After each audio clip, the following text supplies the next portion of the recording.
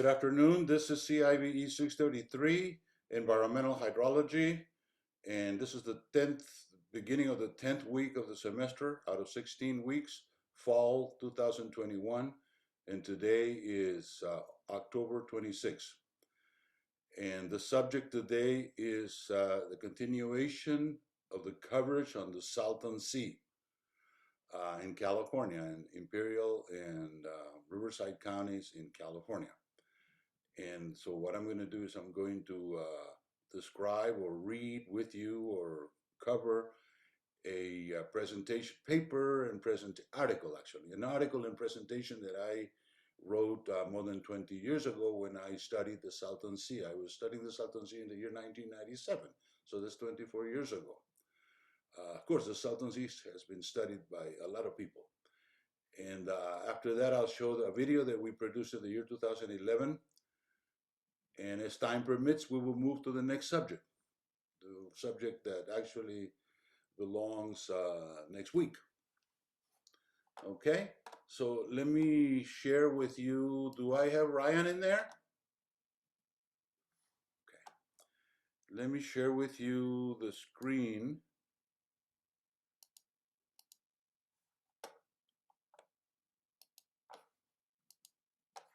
Okay, does everybody see the screen? There's a picture of a drain in there, black background. Yeah, we see it. Okay, good.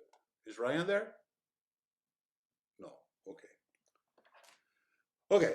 So hello everybody. Today the subject is the Salton Sea. Like I said, I'm going to discuss or cover a paper that I wrote. This is not a paper. I put it in the form of a presentation, which is called the Salton Sea an Assessment.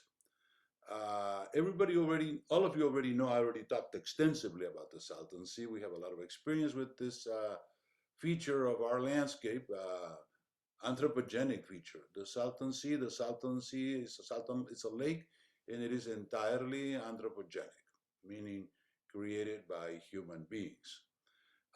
When I wrote this paper in 1997, I was working out there with two visitors from India, Mr. Kumar and Pandey, and I identified that project as something that they could do while they were here, and we actually did write a paper on it. A paper that is kind of really complicated, and I don't present it for you to study because I think it's just too complicated, it's too much.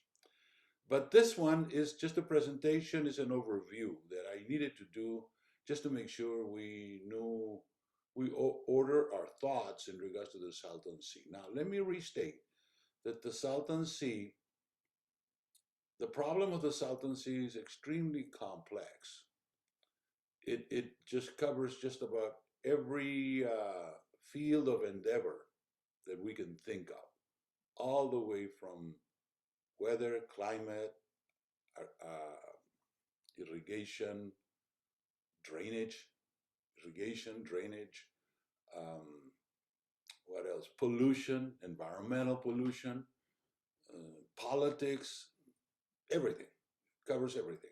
And that is why it is a very difficult subject to solve. And people have tried, but so far, I believe that we as a society have failed to solve the problem, if there is a problem. And I know there is a problem, but different people have different thoughts about it. So let me just head on, start by putting this presentation up. And this is the way I do presentations. So this is a presentation of the type that I do on the web. It's an online presentation. It's available on the syllabus for you to take a look at it again at any time. So I'm going to read with you, and then I'll comment if necessary. The Salton Sea is the largest lake in California. Yes, it is human-made, but it is the largest lake, encompassing 378 square miles in Imperial and Riverside counties in the southeastern edge of the state. Yes.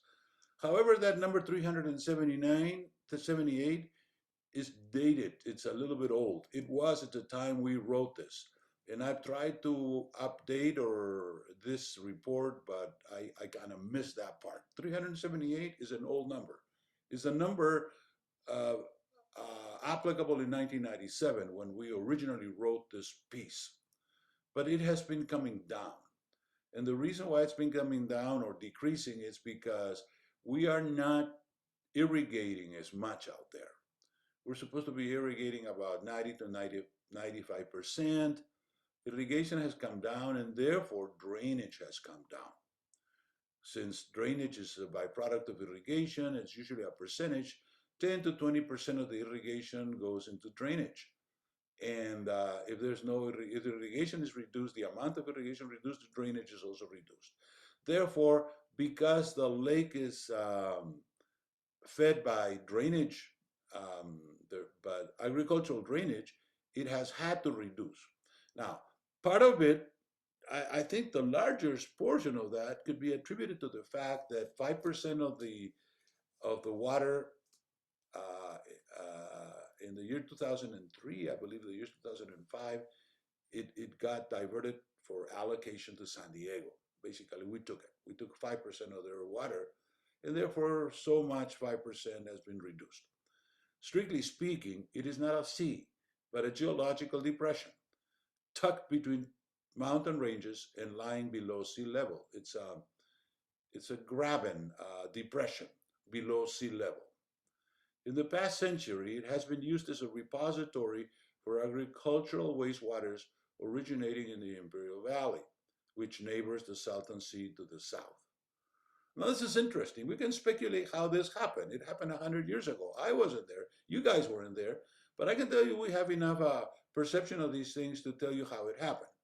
Um, People of the time, like around the turn of the century, visited the desert and they thought if we could just bring the water to the desert, we could set it in production and we can make a lot of money and settle the valley and invite people from all parts of the United States to come in here and make a livelihood out of irrigated agriculture. And that's what they did. They didn't realize at the time, though, that they had to do drainage. They were just thinking positively about the agriculture. But then eventually, within a few years, within 5 years, I think, I read the Keenan report on this, report by George Keenan, they realized that they had to drain because otherwise there was not enough gravity flow in there and the water, the salty waters that had not been washed were going to rise up and effectively they did. And when that happens, the salt starts coming out of the surface and the forming crusts on the surface. So that's what they had. So they very quickly realized that they had two choices. Either quit, go somewhere else, forget about it, failed enterprise, or do something about the drainage. And at that time, they must have said, we're going to fight this. We can do something about the drainage. We can bring the water from the Colorado and apply a lot of waters. And so they did. But they also had to provide good drainage because otherwise it was a problem. You have to have good drainage. In other words, you have to have a drain, a functioning drain. And what I have in here is a functioning drain. There's miles, I don't recall the exact number, but miles of these types of drains, small, medium, and large. This one's a large drain. I don't know the name of it, but there's a lot of drains out there. As you can see, the irrigated agriculture is above there. The drains are typically, as you can see in here, at least 8 feet deep because they've got to provide gradient. It's got to go deep. I see Randy in there, right? I mean Ryan. I'm sorry, I call you Randy all the time. Ryan. Okay, I got you, Ryan, on the list. So, where was I? Irrigated agriculture. They have to have a drain, a lot of drains. They have to intersperse the drains all over the valley, and the valley is large. It's got 200,000 acres. So this is a drain. It's a functioning drain. As you can see, it's draining. And the drain functions better when there's enough gravity. So they've got these tiles out there. The entire valley has been tiled. Tile means they uh, they bury these tiles that have the purpose of pulling by gradient the water The water that is from irrigation and the drainage water is being pulled by the drains, and the drains basically the drains in the ground eventually drain through a pipe to the smaller drains and then the larger drains and so forth. Okay, so that's the system. But that is agricultural drainage, agricultural sewage. It doesn't smell like the normal sewage that we know, but it does contain things that we would like to throw away, like sodium chloride. Okay, sodium chloride is the basic output of these drains, among various other elements and compounds out there. So that's the drain. So, but they realized by the year 2005, 1905, that they had to drain and they had to do all this stuff. And they must have done the building of the drains from around 1905 to around 1915 or 20, because it takes time to do this throughout a very large area. And afterwards, then they knew they had to move the drainage by gravity out. And the only way they can move that drainage by gravity out is to the deepest portion in the neighborhood, which is the Salton Depression. So the water ended up being collected at the Salton Depression. Whether they wanted to do this in the first place or not, we don't know. What we know is that what we know is that the federal government authorized in the year 1928 the Imperial Valley, the Imperial Irrigation District, which is the wholesaler out there of the land. Imperial Irrigation District was authorized in the year 1928 to use the depression to store its wastes. Store for how long? It wasn't stated. You're going to put your wastes in there. They must have realized at the time that the water was going to evaporate and the salts were going to collect. I mean, it doesn't take an Einstein to figure that out. Collect for how long? Technically, for the foreseeable future. They did this in 1928. Today is 2021. There's 97 years that they've been dumping their salts over in the depression. Water evaporates, but the salt does not. So that's the functioning system. The sea is slowly deteriorating for its other uses, and the question has been raised, what to do about this?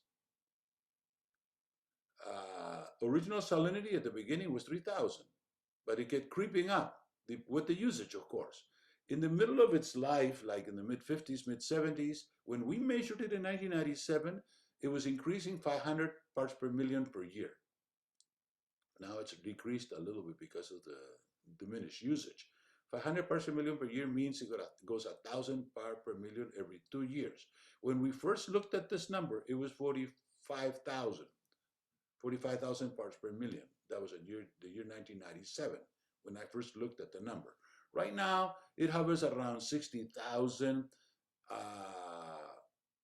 Nobody wants to talk about this. It's hard to figure out how much is it. But there are some sites out there that mention the number 60,000, which is not too far off.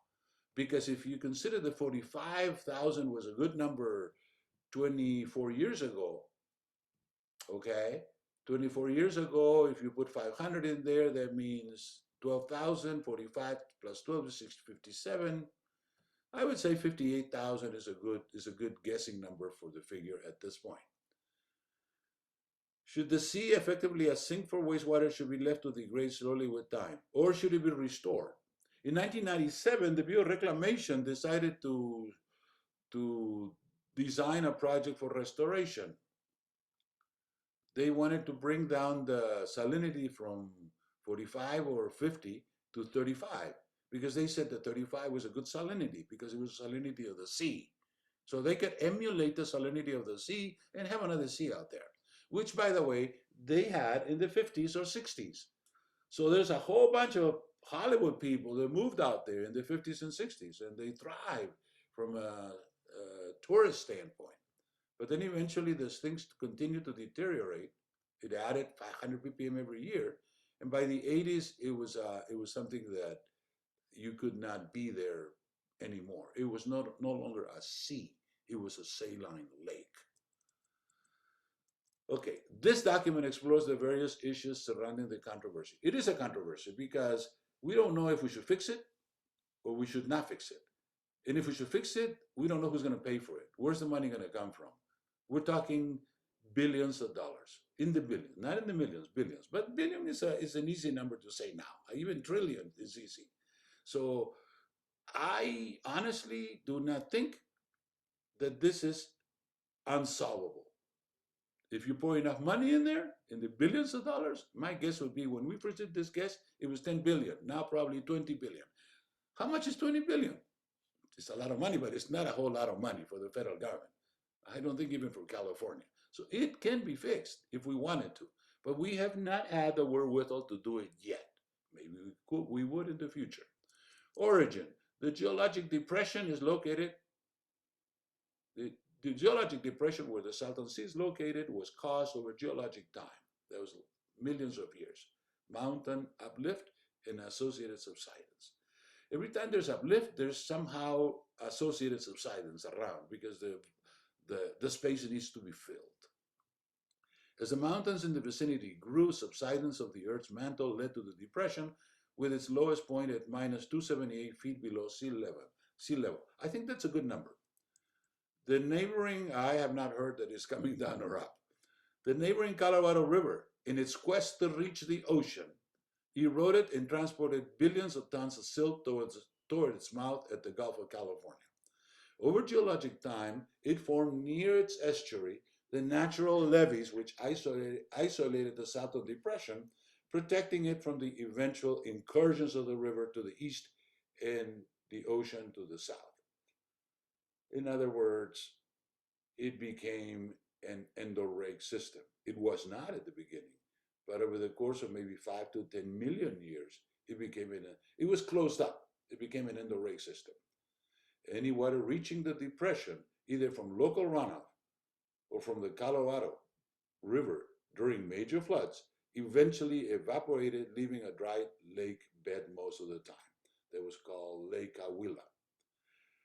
Runoff in the depression was endorheic, meaning that the lowest point to which runoff tends naturally is not at the basin's perimeter, but rather somewhere in the middle. Thus, the Salton Depression and its status prior to human intervention was closely linked to the prevailing geology and geomorphology, and to its peculiar geographic location near the mouth of a great river. Remember that Colorado is the third largest river in the United States, which historically has carried a lot of sediment. That's why it's called Colorado. History. We know the history, so I'm just going to kind of brush over this. In 1905, diversion was engineered a few miles south of Yuma for the purpose of conveying water to irrigate lands in the Imperial Valley. An unexpected flood caused the diversion to fail, and the Colorado River changed course, first flowing west and then north in the direction of the Salton Depression. By the time the river was brought under control, 2 years later, in 1907, the water had filled the depression to the level of minus 195. So minus 195. Remember, minus 278 is the deepest. The level of minus 195 was high. Left on its own, the water will eventually evaporate because the region's mean annual precipitation is 2.3 inches, while the mean annual evaporation is 70 inches. By the early 1920s, the sea had reached a record low of minus 250. In other words, it was decreasing. It decreased from minus 195 to minus 250. If it got to minus 278, it was going to disappear. However, in 1928, Congress acted to designate the lands within the Salton Basin below 220 as storage for waste and seepage water from irrigated lands. So they said, below 220, you can take it. We're giving it to you. Since then, the sea has been used mainly as a repository for agricultural wastewaters of the mighty or great, I guess you could say large, Imperial Valley to the south, and then the Coachella Valley to the north. The Coachella Valley is about a third to a half of the Imperial, I think I have that, a third actually, in area of the Imperial Valley. Waters from both the Coachella and Imperial Valleys coming from the Colorado. The water rising gradually to its present minus 236. Yeah, I had to fix this. I went into the web in order to figure out what's the level, and the level has been decreasing. I've been there over the last 10 years, twice or three times, and every time I go there, the shore is receding. The average depth, and that's causing other problems though. We're not going to talk about that, but it's causing other problems. Um, Pollution in the air and so forth. The average depth of the sea is about 26 feet, and the maximum is 42 feet. Who lives out there? And the answer is people that are engaged in agriculture and their support system, the people that are manning, the stores and everything. But there is a certain population out there. I don't recall the exact number. The city of El Centro and Brawley come to mind, but there's 4 or 5 other small cities out there. Okay, salinity. Now we're going to talk about the salinity. In 1907, at the time of its origination, the average salinity was about 3,500 parts per million, right, which is very low. With the agricultural wastewaters came a diversity of solids, mostly salt ions, which contributed to the lake's increase in salinity. Up to the year 2005, the lake was close to hydrological equilibrium, with inflows closely matching outflows through evaporation. In other words, they were dumping a lot of water, and evaporation was kind of about the same, and it was in equilibrium that we call hydrologic equilibrium. But since 2005, the inflow started to decrease because of the transfer of water to San Diego. Since that time, due to decreased inflows, the lake has been decreasing in area and elevation. The current elevation is minus 236. We already said that. The solid ions, however, among them notably sodium and chloride, are being left behind to accumulate in the lake profile. There's no way to get them out unless it is by carting it out, which is expensive. And then again, where are you going to put it? That's another problem. The high solubility of sodium chloride assures that left on its own, the sea salinity will continue to increase with time. Sodium chloride has the highest solubility of all salts, meaning once in the profile, it has a tendency to remain, it does not want to move out of the profile, of the water profile. Levels of salinity have presently reached about 60,000. That is a guess. My guess it will be 58 to 60. Like I said, you can't find that figure on the web. It's somewhere, I'm not going to say hiding, but it's somewhere out there, difficult to find, making the sea currently about 70% saltier than the ocean. Origin of the salts. This is very important. This is something that may actually, it's a good question for the exam, by the way. The origin of the salts and other minerals can be traced to 4 sources. The salt already present in the soil profile. Remember, I told you those were juvenile sands and silts. They have salt in their profile. That nature put the salt in there. It's new, it's a package. An ingredient which is, by the way, misunderstood and sometimes not even considered by people that do analysis. That's wrong, of course. The salt brought in with the irrigation water, imported number one is the local geologic salt. Then there's the salt brought with the irrigation water, which is imported geologic salt. Why would the irrigation water be salty? It comes from the Colorado. It's water or salt that collects throughout the Colorado River Basin. And by just running over the surface, it's picking up the salts. Remember, the salts are ready to be picked up. So by the time the Colorado River gets all the way from Grand Junction in Colorado, where it more or less originates out there, all the way to Yuma, it has increased in salinity. The salinity of the Colorado River at Yuma is around 750 ppm, which is 2 to 3 times larger than normal. Normal is 2 to 300. So why is the Colorado salt? First of all, it's long. The longer the Colorado, the longer the river, the saltier it gets. Another thing is, where does it go through? If it goes through new soils, it picks up a lot of salt. If it goes through old soils, it does not pick any salt. I'll talk about that later on. Or pick up much lesser salt. The Colorado happens to be going through the western United States, which is relatively new soils, and therefore it picks up salt. We know that. 780 is a high number for salinity.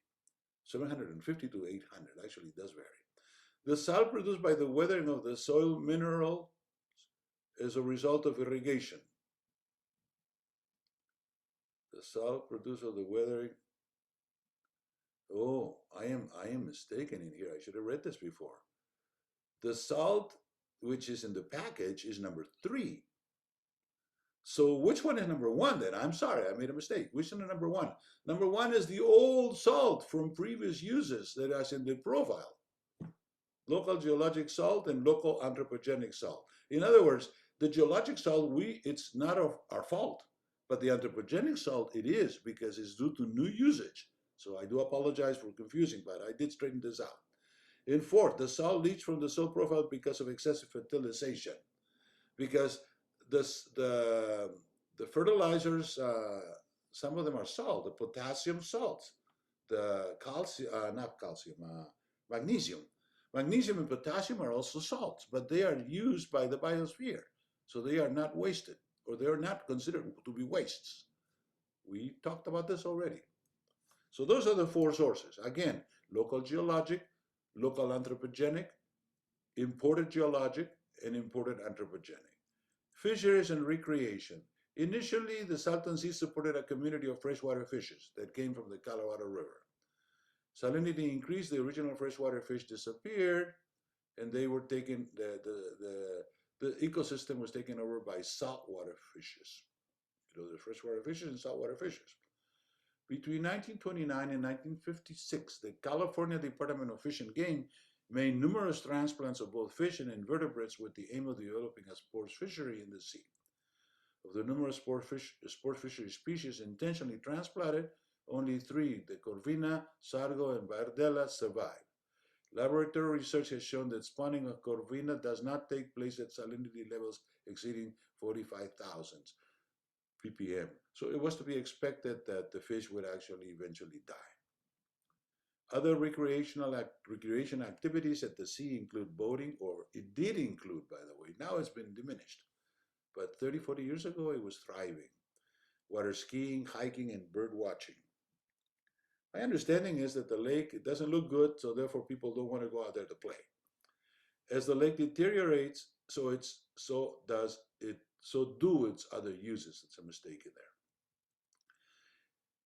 The impact of increased salinity is not limited to fisheries. It is also likely to affect wildlife resources, since the Salton Sea is in the Pacific Flyway, which sustains numerous migratory bird species. The birds migrate north-south, winter, summer, and they, of course, about 100 years ago, they found the Salton Sea. They realized they had water. They're flying over and they see this dark spot. Oh my gosh, that's water. Let's head down and take a drink. These are all the birds, and thousands of birds, particularly the water birds. Last time I was there, about 3 or 4 years ago, I saw birds. So I do not believe that the sea is really, really bad so that the birds will run away from it. Some birds are still there. I'm not a bird expert, so I can't really talk too much about it. Nearly 400 bird species have been observed at the sea, half of the 900 bird species known to exist in the North American continent.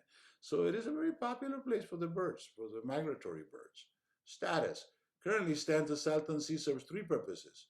And this is kind of old, by the way. We should rewrite this. I don't have the energy to do it anymore. Convenient repository for agricultural wastewater, number 1. Number 2, resource for fisheries and outdoor recreation, although its use has been diminishing in the past 20 years. I camped at the Salton Sea in the year 1997 with my colleagues from India. But then I found out that in the year 2005 to 2010, I believe, it was 10, the campground was closed by the Park Service because it was no longer functional. People weren't going there anymore, right? They had to keep a certain population of people visiting the park. Otherwise, they close it. It's closed. There's no longer a park there. So there's no outdoor recreation per se. Fisheries, I don't know how much of it, but I think it's much diminished. Certainly much diminished to the heydays in the 1950s and 60s when it was equivalent to the ocean salinity. Resort for wildlife? Yes, some wildlife out there. You know, wildlife is in inverse proportion to people. Where there's people, there's no wildlife. Where there's wildlife, there's no people. Why? Obviously, the wildlife, they realize that we can do harm to them, so they try to stay away from us. That's a fact. So there is a resource for wildlife because there's not a whole lot of people out there. So the natural state of the sea is a dry lake bed. All three of the uses are artificial. Okay. Now I do want to say that there's wildlife out there. Not too many people visit the Salton Sea. If you ask people here in California, have you visited the Salton Sea? I don't have the statistics, but I would venture to say that less than 1% would say yes. 50% would say, oh, I heard about it. I don't know exactly where it is. It's somewhere in California, right? That's what they say. The first use is a logical consequence of extensive irrigation, which results in substantial economic benefit to the local growers and by extension to the state of California. And I'm going to mention in here because Professor Ponce is Professor Ponce, a piece of economic data that I read many years ago. I don't know if this is still current, but it said that some person out there studied the wealth of the United States citizens by county. You know, there's 3,300 counties in the U.S., 58 of them in California. By counties, the top, the two top counties in terms of mean average wealth were number one, Washington, D.C., number two, Imperial County. Very fascinating. Why Washington, D.C.? Because those people out there are at the federal payroll and they have a tendency to have high salaries. And if you had a few, no problem. But if you had a whole lot of them, then they raise the average level up. And why Imperial County? Because Imperial County has some very, not that many people, and they're mostly rich because of the agriculture. It's a good place to do agriculture if you only have a place to throw the trash away. And they do. They've done it for 100 years. And they don't have to pay for the movement of the trash. They just dump it. It's almost as if you had a hole in the back of your house and you lived somewhere far that you didn't have any pickup, municipal pickup, and you started putting the stuff away out there. The hole is big enough so that you have capacity for more than 100 years. That's exactly what's happened.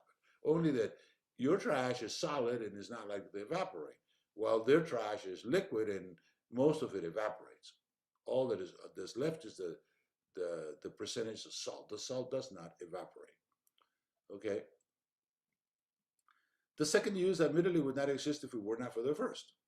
And the existence of the third is related to the second. So the first one is the important one, repository for agricultural wastewaters.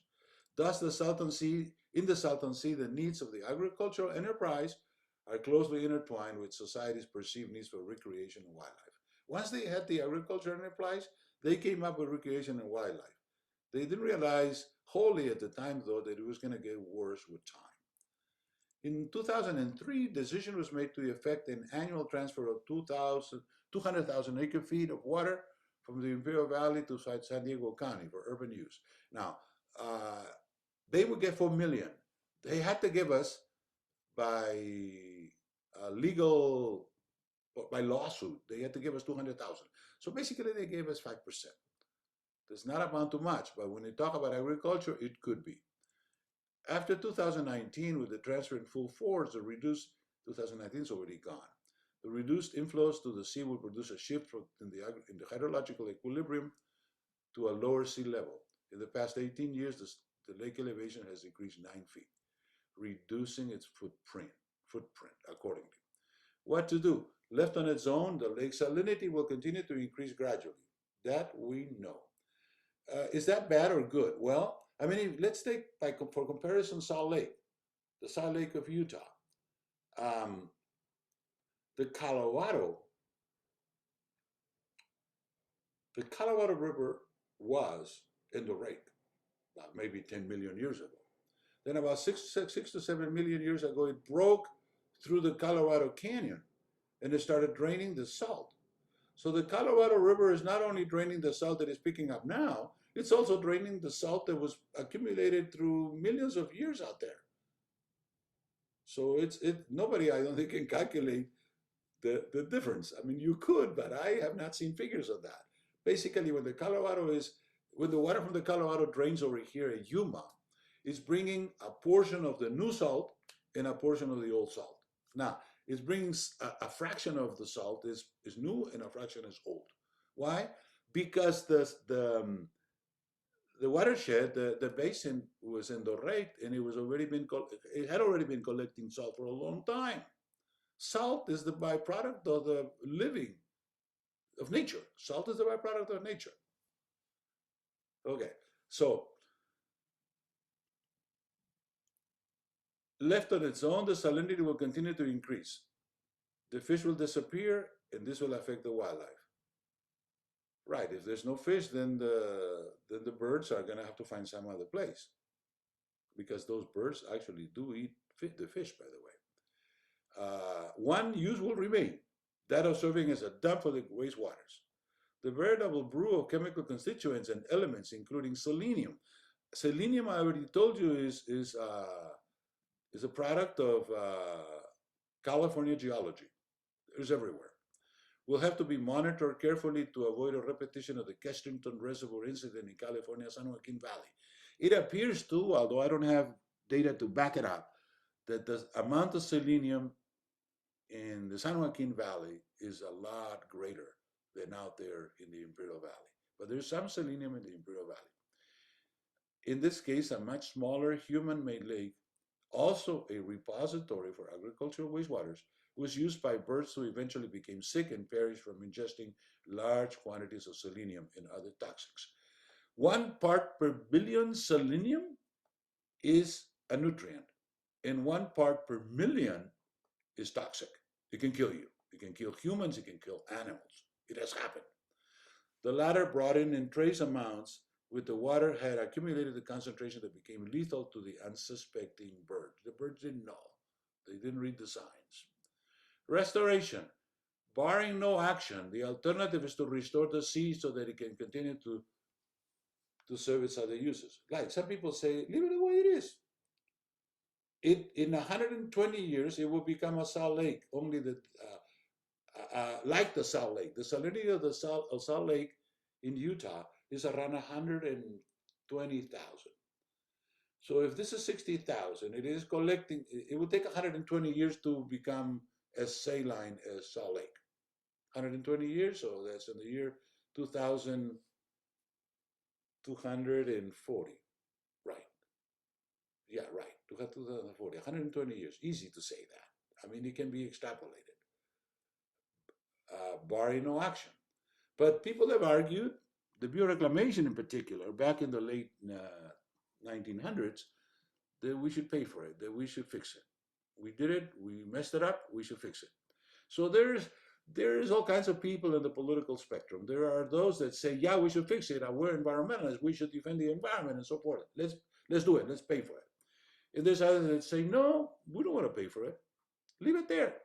Let it become another Salt Lake.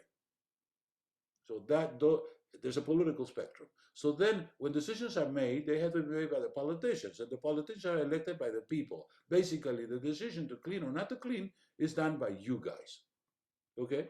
In principle, this requires reducing the salinity to a comparable level to the ocean. Right now it's at 60, it would have to done 35. We would have to take not only the what's coming in, but also the what has come through the last 120 years. There's a pile of salt out there. This undertaking is technologically complex, energy intensive, and costly, with the price tag likely to run in the billions of dollars. Now, how would you do that? Well, you could put it in a train and send it to LA. That's the closest spot. Or you could send it to San Diego. The difference is that there's no train to San Diego, but there's train to LA. Southern Pacific. But then when you get to the LA, then the problem is there's going to be a fight because the people in LA are not going to like it. Never mind, they still everybody uses the product of the Imperial Valley, though. We all eat the products of the Imperial Valley. The entire United States, by the way, they're shipped everywhere. They're very productive. They have 3 or 4 um, sessions, I mean, agricultural periods every year because they have hot weather and so forth. Very productive. That's why the people are rich out there. Okay. This undertaking is technologically complex, energy intensive, price tag likely to run in the billions of dollars. Now, I happen to believe that 10, 20, 30 billion is not that much for us, for the United States. For one thing, extracting sodium chloride out of water is at best a difficult proposition. You can only do it with reverse osmosis, and reverse osmosis is costly. The situation is complicated by the fact that the salts of the Salton Sea are of many types. Only 60% of it is sodium chloride. The other 40% are all kinds of salts, and they come together. So you can't sell it. That's junk. You can't sell it. If you wanted to sell it, you had to separate it in all its constituents and then sell it. Can we do that? Well, people have been researching this subject for at least 20 years in the Central Valley. We have a video of that, by the way. I'm going to post it. I'm going to post that video for you guys. The video on our video on the Central Valley. We did about 8 years ago. Let me write it down, otherwise I'll forget. Post Central Valley video. People are actually now researching. The researchers are researching how to separate. It's a chemical problem. It's a chemical engineering problem. The input is a mixed salt bag, and the output is separated. Once you separate it, then you can sell it. There is customers out there. There's a market for each one of these elements. Okay? So it can be done. It's tough. It will cost a lot of money, but it can be done. It's just a matter of wanting to do it. Salt separation hinges upon the development of appropriate markets. Yeah, you got to develop the markets. I was talking to the people over in the Central Valley, and they said that they were researching this. That was 10 years ago. To date, no restoration strategy is without its pitfalls. Is it costly? Is it difficult? Where we dump the stuff? We'd have to ask permission from the Port of LA, and we would have to build a huge outfall out there, which would have to be at least, I'm not an expert on this subject, but let me talk. It would have to be at least 4 to 5 miles out, like the one we have here in San Diego. Only that in San Diego, we're dumping sewage, potable sewage, sewage from the city, which smells, as you know. But it does degrade. On the other hand, the salt does not degrade at all. So we will adding to the salt out there. We basically are going to create a plume of salty water in the ocean that the fish are not going to like. So we're going to affect the fish. But eventually it will diffuse, no question. The law of diffusion is the fundamental law of nature. Nature will have a tendency, or actually will, diffuse anything that you put in her way. She will diffuse it. It was just a matter of how fast. So as you can see, there's pitfalls. Proposal was formulated in 1998 to accumulate the salts in a smaller dike portion of the sea while assuring the health of the remaining portion. Somebody out there came up with this, I thought, crazy idea to take 1/7 of the lake and continue to mess it up, convert into a salt lake, and the other 6, clean it up. I thought it was a crazy idea. But at the time, the Bureau of Reclamation defended it, saying that at that time, they had the technology to do it. And I don't want to get too much in detail into that, but that project failed. It was studied, there was consultants come and go, but it failed. It has not taken speed at that project. It had a fundamental flaw there. And the problem was that they originally intended for the water to flow from the good lake to the bad lake, and it turns out that since the bad lake has more salinity, it doesn't evaporate, so the water was going to reverse and flow back from the bad to the good. In order to avoid that, they would have to put a pumping station, permanent, 24 hours, 24 hours, 7 days, 375, to revert the flow because of the difference in salinity of evaporation. A lake, very salty lake like this one, does not evaporate as much as a clean lake. That can be documented. However, this solution is unsustainable because the solids are being not physically removed. So we basically have 120 years of byproduct of our own livelihood. Because I already told you that living produces salts.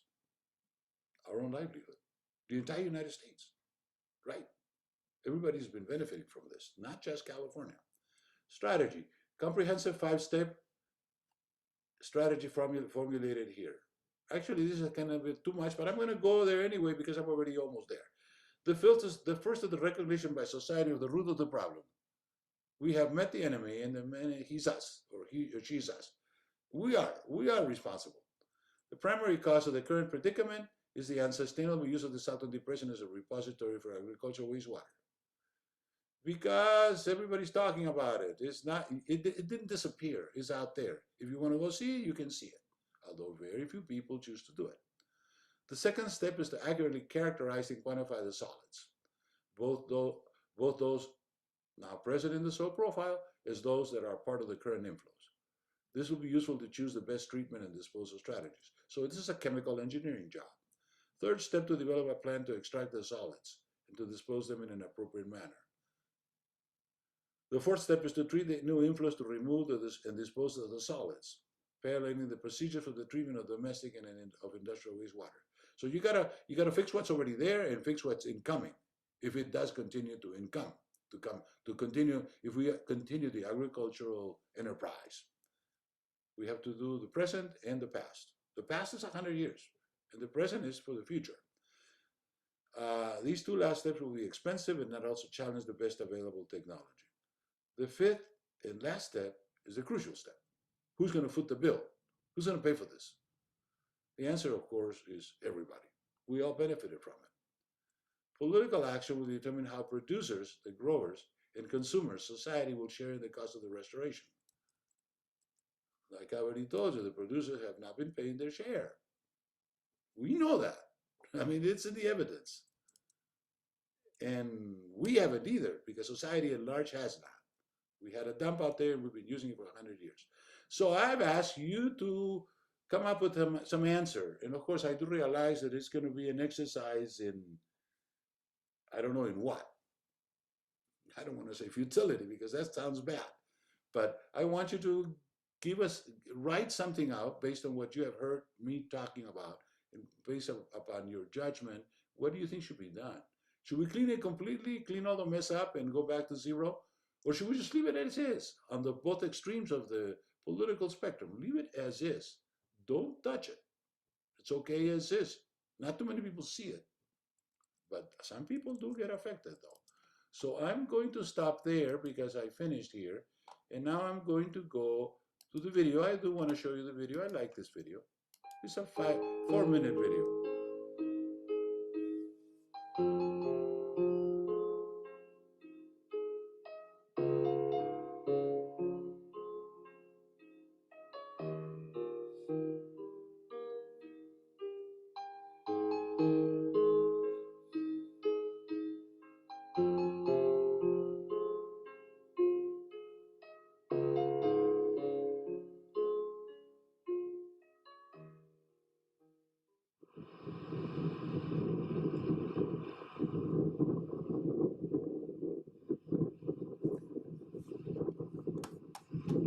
This is what used to be the location of the state park. It does not exist anymore as a state park.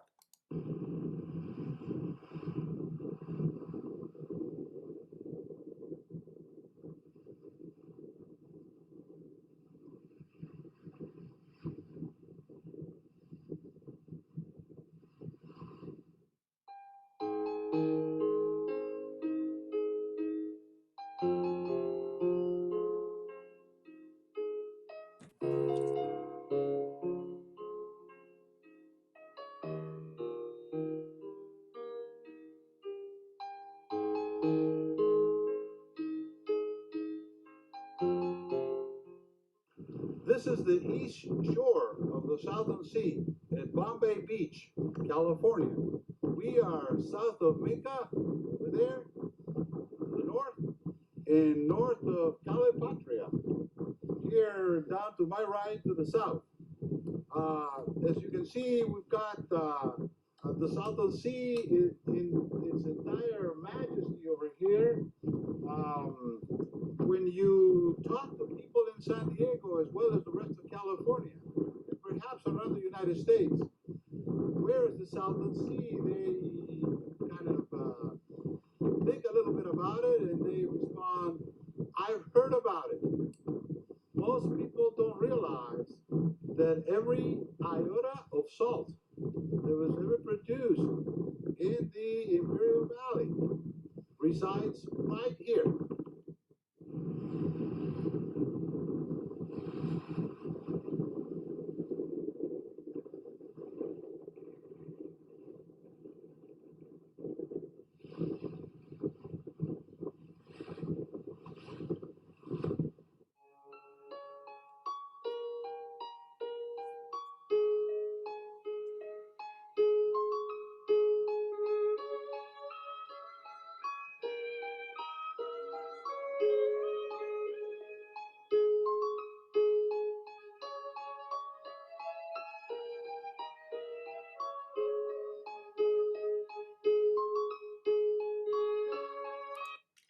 That's the Alamo River, the mouth of the Alamo River. There's a bridge over there. We're standing on the bridge. I'm standing at the bridge that crosses the Alamo River right below, or upstream rather, of its mouth. Here to my left is downstream of the bridge. You can see the Alamo River going into the... The Salton Sea is black and the Alamo River brown. How about that? Because the Alamo River is coming from Mexico and it's bringing all that sediment. The Salton Sea within a mile from here, it is the... Not just from Mexico, by the way, from the U.S. also. Inlet to the Salton Sea.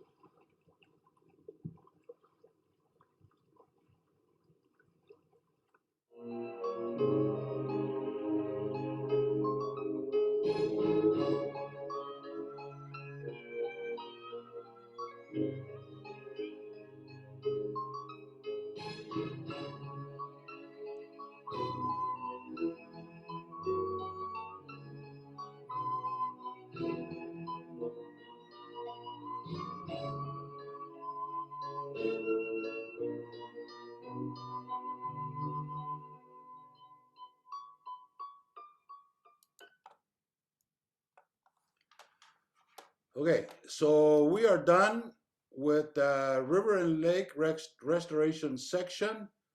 So we're a little bit ahead. I envisioned that this was going to happen, so it's fine. So the next thing we're going to do is we're going to just move ahead. I have 20 minutes. So I'm going to start with the next section, which is called, let me go back in here for a second, Ecohydrology and Hydroclimatology. This is a subject, hydrology is our subject. Environmental hydrology is our focus.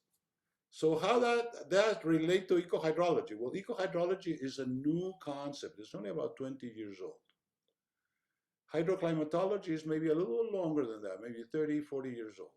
Ecohydrology, the combination of ecology and hydrology. How does the hydrology affect the plants, and how do the plants affect the hydrology? Because it's cybernetic.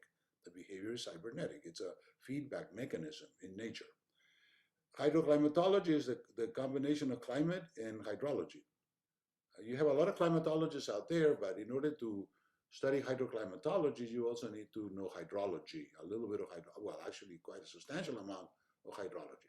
So these two sciences have been around. Ecohydrology for about 20 years and hydroclimatology maybe 30 or 40 combinations. Why do these subjects arise or originate?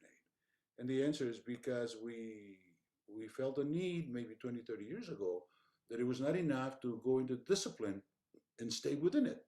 That you have to kind of broaden out yourself a little bit from hydrology into the plants, ecohydrology. You needed to learn the plants. Like, look at me, civil engineer, turned hydrologist because hydrology is part of civil engineering because we deal with it. But then eventually, about 30 years ago, I started studying plants. I got interested in plants because I felt that I had to, for various reasons, which will be apparent as we move in this chapter on ecohydrology and hydroclimatology. So the first paper we're going to read is a long paper, very comprehensive. I read about a third of it today, just reviewing it so that I know what I'm talking. I actually did add a portion of it. I always add stuff, to our papers, because they're all published online. Note that I couldn't do that if I published it elsewhere in the typical fashion of publication. So I wrote this paper in the year 2017. I call it Ecohydroclimatological Research, the case for geomorphology. Okay, in the year 2013, I decided to do a sabbatical leave. It's not a year, it's 6 months sabbatical. The California State University gives its professors it's not a right, it's a privilege. You have to compete. You have to be awarded the leave. But you have a chance to do it every seventh year or thereafter, at least every seventh year. So in the year 2014, I was eligible, so I applied. And in order to do that, you have to develop a topic. You have to develop a proposal. It's a very comprehensive, the way we always do it. So I developed a proposal. I studied to do that.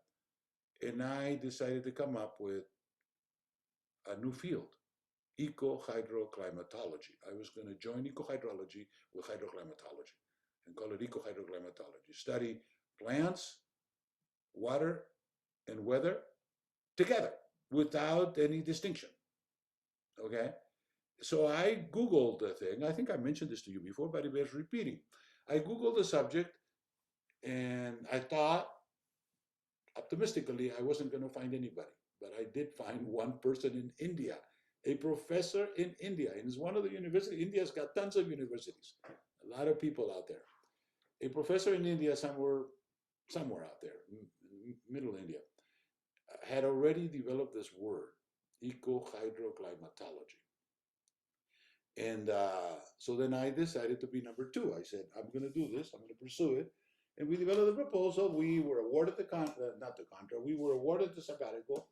And I spent 4 months, 4 months doing this ecohydroclimatology. So when I Googled this for the first time, it was one reference. Then I Googled it a couple of years later after I finished my study. There was about 800.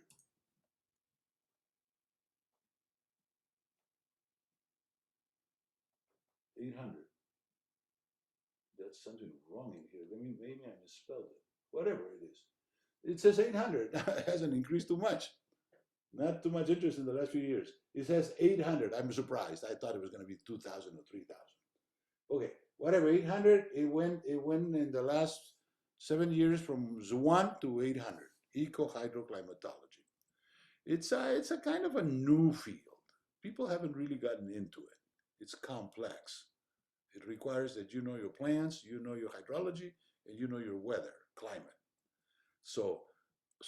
But I do understand from my experience that all this whole thing is pervaded, if the word is right, or permeated by geomorphology. I believe that geomorphology is a fundamental piece in the puzzle. If you know your geomorphology, you can hopefully attempt to solve the other fields or problems in the puzzle. And I've said that before, and I'll repeat it. Geomorphology, I think, is very important. So I wrote this paper. It's a basically it's an essay, long essay. It's about 80 pages long. Took me a while to do. Actually, I was collecting information from all kinds of sources that I have somehow become familiar with. So the case for geomorphology, I think it's a kind of nice name. It's a unique name, and I decided to do it this way. I would go talk about an introduction, then I'll start with the geology.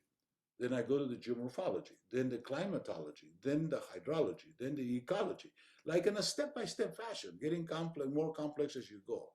Then ecohydrology, then hydroclimatology, then bioclimatology. I added that because that is also a field. And ecohydroclimatology, that's the last one. And then the case studies, I had about 10 case studies throughout from my experience. And then the summary. So that takes care of this particular paper. I intend to spend uh,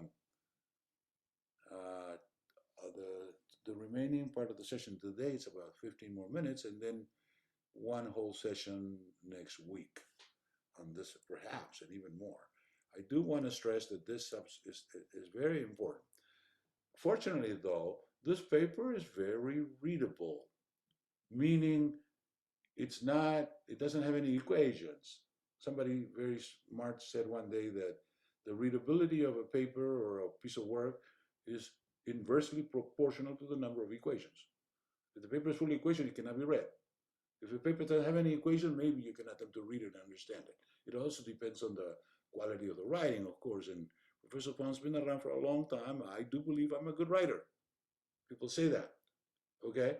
So, in nature, everything is related. The Earth's crust, including climate, water, soils, nutrients, flora, and fauna, interact with each other in time and space in endless and demonstrably self-perpetuating ways. The whole function of nature is to self-perpetuate itself.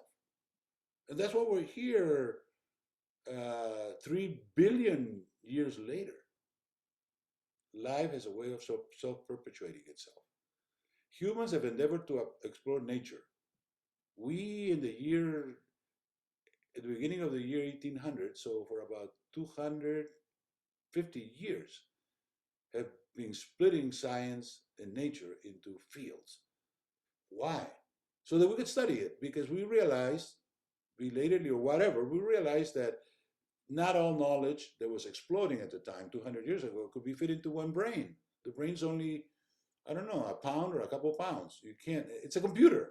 You can't fit everything in there, data and so forth. So we specialized. We became physicists, chemists, biologists, etc., mathematicians, and so forth.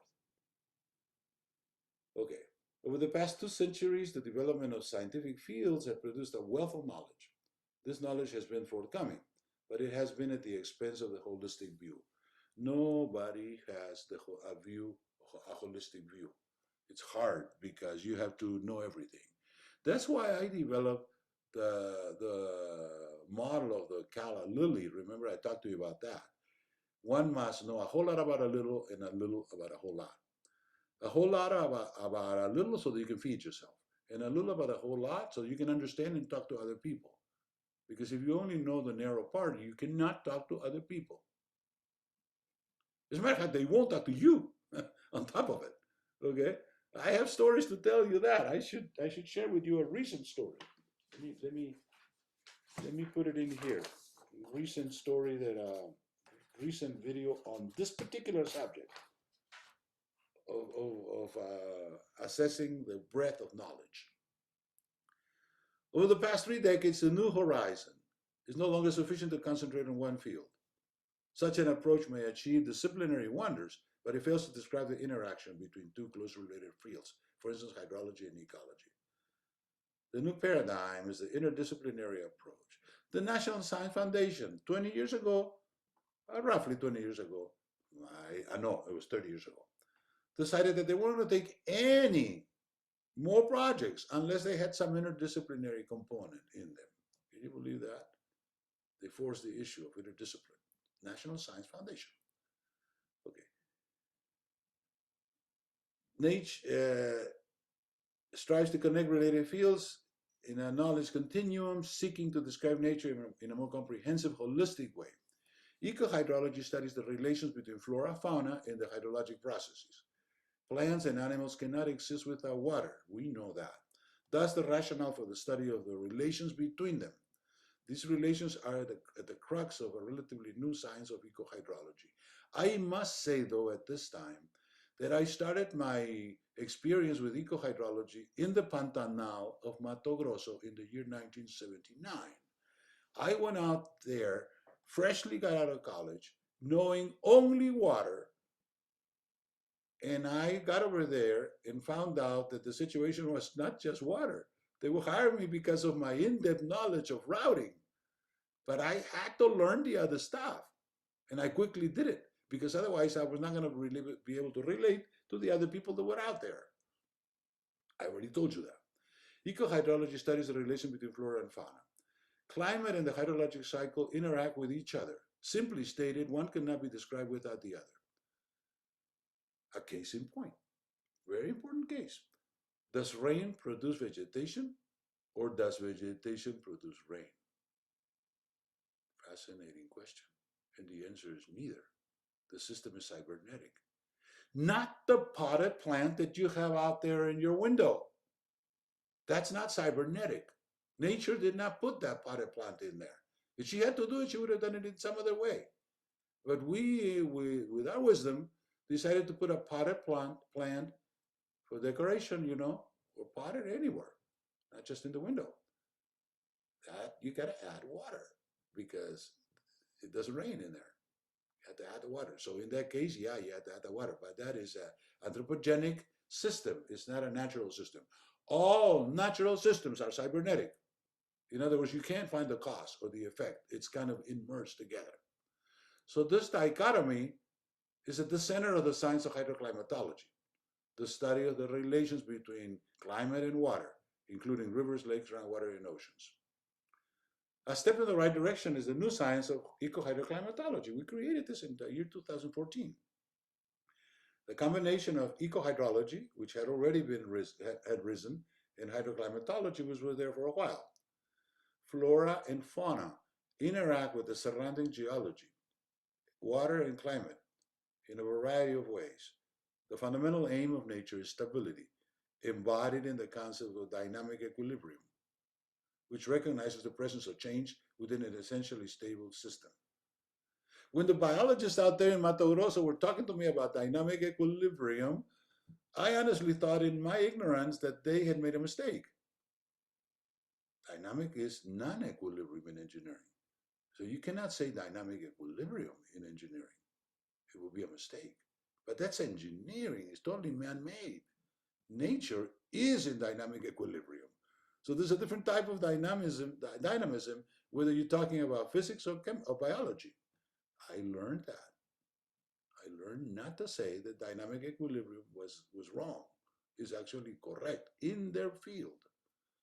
But if you were in engineering and somebody comes to you and says, I'm going to be in dynamic equilibrium, they're wrong.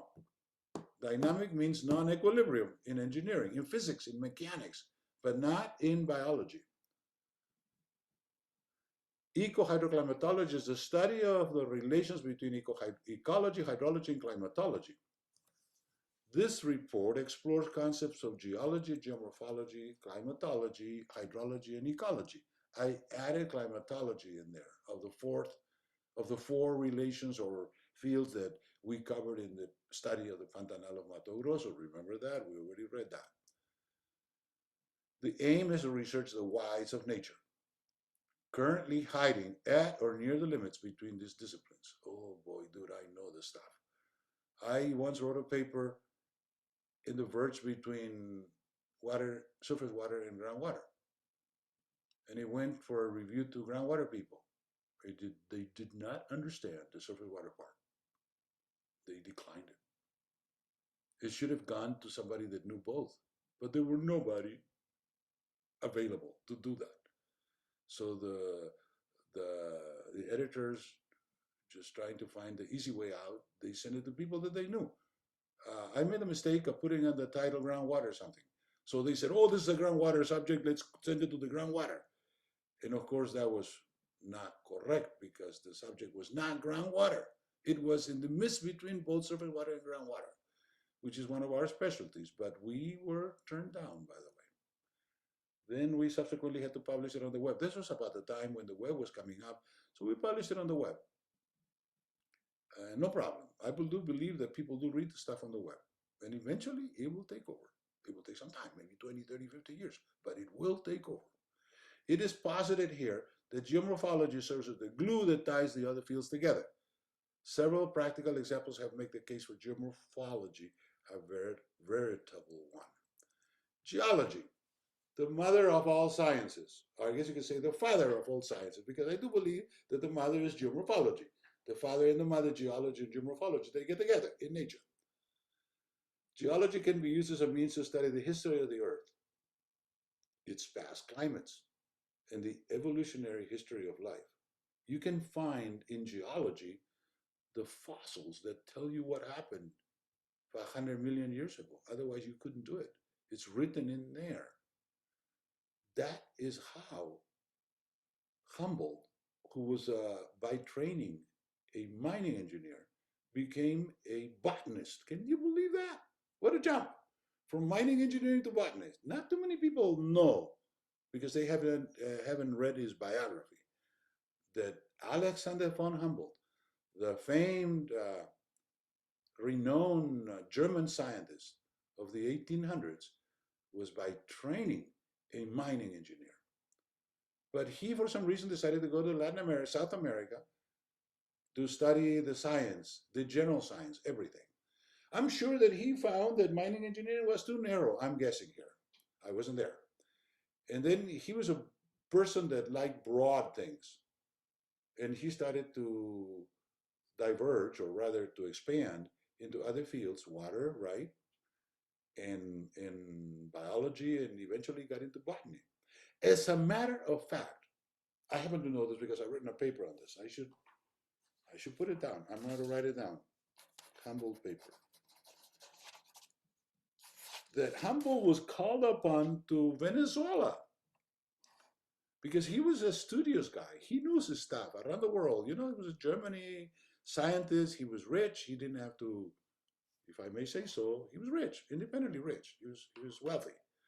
So he found out there's this thing in Venezuela called the Caciquere Canal that is an element of hydrology that connects two large basins. So depending on the flows of the Amazon, actually the Negro, which is a tributary of the Amazon, and the Orinoco, the flow of the Caciquere will reverse because the slope is so mild, actually zero. The Caciquere is long. It's got about 100 miles, I think. I wrote a paper about 20 years, 30 years ago. I don't remember the length, but it's long. So the flow changed, switched. And Humboldt realized that he had not heard of any situation in the world where this thing could happen. So he promptly said, I better head out there and take a look at this. South America, that sounds interesting. He was from Germany.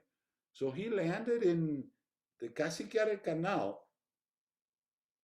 in the year 1800, exactly in the year 1800, 1800.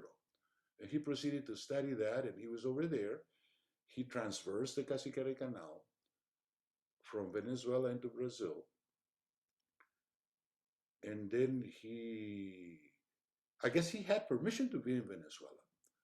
Because you had to have permission in those times. You had to have a visa. You had to have a permission from some government agency or government official. So he had permission to be in Venezuela. But by the time he traversed the Caciquere Canal and got into Brazil, he had no permission to be in Brazil. And the Portuguese promptly kicked him out. They told him he was not welcome. So he moved into Peru and Ecuador and Mexico. Thank God. He was kicked out by the Brazilians. He could not study what he wanted to study in Brazil because the Brazilian government, actually the Portuguese government, at that time it's not Brazil, it's Portugal. The Portuguese government was jealous of his knowledge and decided to themselves that if somebody was going to do it, it was going to be them, not any other foreign person. This is exactly the way it happened, by the way. So they kicked him out. They told him he was unwelcome, and so he had to leave. So that's the story of Humboldt. But he then tied into the fossils of, there are fossils everywhere, by the way. Everywhere you can find fossils. In some places more. But there's fossils out there.